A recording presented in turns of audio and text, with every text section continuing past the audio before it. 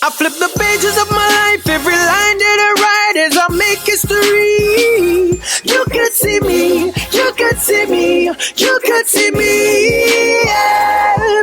Cause my life is an open book, oh. My life is an open book, oh. My life is an open book as I make history. You could see me, yeah.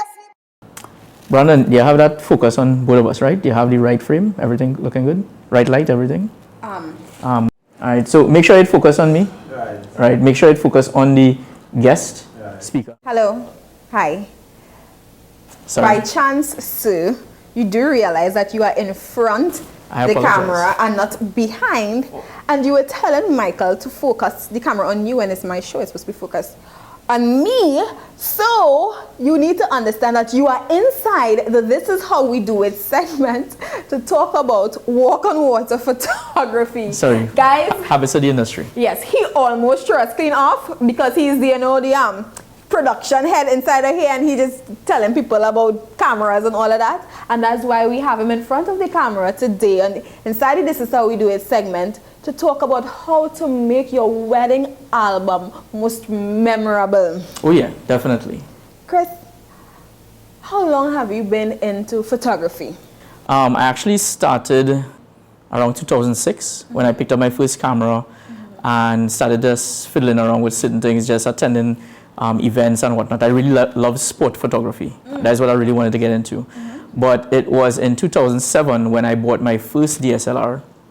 A friend of mine asked me, DSLR, the first wedding that I actually got invited to, I just carried around my my camera just to take shots, just for the fun of it. Right. And the funny thing was watching that, watching the pictures from that, other friends started to ask, Chris, hey, could you do my wedding? Could you do my wedding? And even though I wanted to do sports photography, the funny thing about it is that when I started off, I really didn't have any clue about anything about wedding photography and what it took. Right. It was in 2009 when I actually did Ayinde Smith's wedding. He's a photographer, professional photographer. And he asked you to do his wedding? Yes.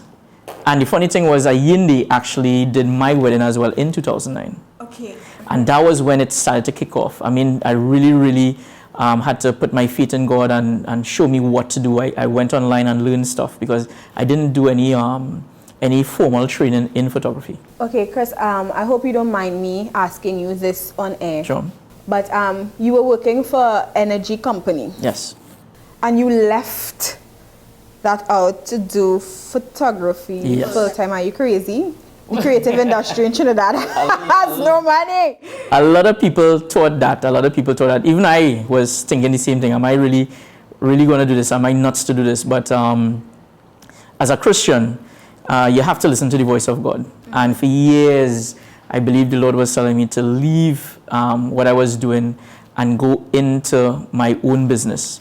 And eventually I did. I did it last year in November. It took a lot of planning, a lot of preparation, a lot of praying, talking to my wife, talking to pastor. And the thing was, people were supporting. The people that I really needed needed the support from, I got it from them. Excellent. And I finally did it. Oh, great. So we could backtrack then and say that the creative industry does have scope. It does. In Trinidad and Tobago. It does. Because, I mean, we all, even this is operating in the creative industry. So, we can encourage people who really want to branch off or venture into the creative industry. Come on, you would help it grow. So let's get into how to make my wedding album most memorable. What are some of the points or the key things that we need to do or that the photographer needs to do?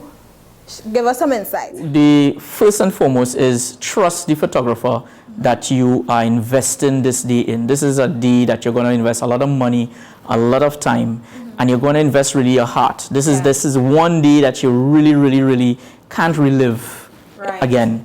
And the thing is, you want that, for women it's different to men. Men want to make sure it's done within budget, it's on time, you're going to show up, and all the guarantees are in place. Women want to make sure that their dream day comes true. And they look fabulous. And the camera makes them look slim. And the thing is, there's no sense in having a beautiful dress, beautiful cake, nice, handsome suit and everything is looking good, but there are no beautiful pictures to remember that day by. Yeah. So to get that beautiful day memorable, you need to also plan yourself. What do you want? A lot of times... in terms of what would you like the photographer to capture, or the videographer, because you're into videography as well. Because a lot of times we ask clients, do you know what you want? Because a lot of times they don't know what to expect from the photographer. And so we always compare ourselves to what the international standard is. So we don't compare ourselves to just local Trinidad and Tobago or the Caribbean. We actually compare ourselves to what the international standard is in terms of what the international organizations like WGPA, which is one of the organizations. Then you have Fearless Photographers, which I'm a member of. And we actually compare ourselves to a whole bunch of photographers worldwide, a whole boutique of photographers that give you different styles and stuff like that. So if you want that magazine-looking shot, it's going to take magazine time. It's going to take magazine planning, because a lot of the shots that you see, it's not done candidly. It's done with proper preparation, time, and the right settings and everything. All right, now, Chris, I know you can talk about this for the next 5 years.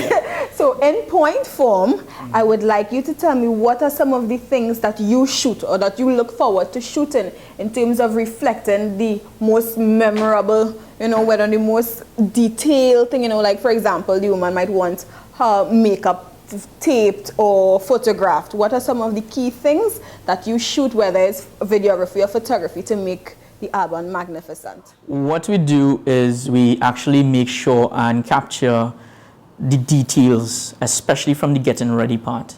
So you want to capture the rings, yes, the jewelry and all those things. But a lot of times there are simple little things that people miss. For example, a lot of times these days, brides are doing something different that reflects their personality. And we want to capture that, like we did a wedding just this weekend where the bride had "I do" on the bottom of her shoes, which was really, really cool. Usually see grooms do that, but this bride did that, and which was really, really nice. So you want to capture those details.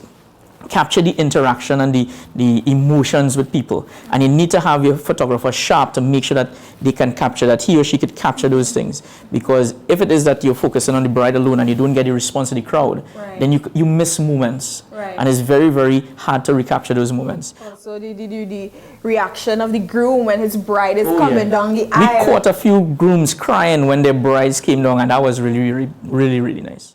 Thank you so much, Chris. Thank you for taking the time off. I know you love behind the camera, but thank you so much for taking the time to be in front of the camera with us. Thank you. Guys, that's a wrap. Cut.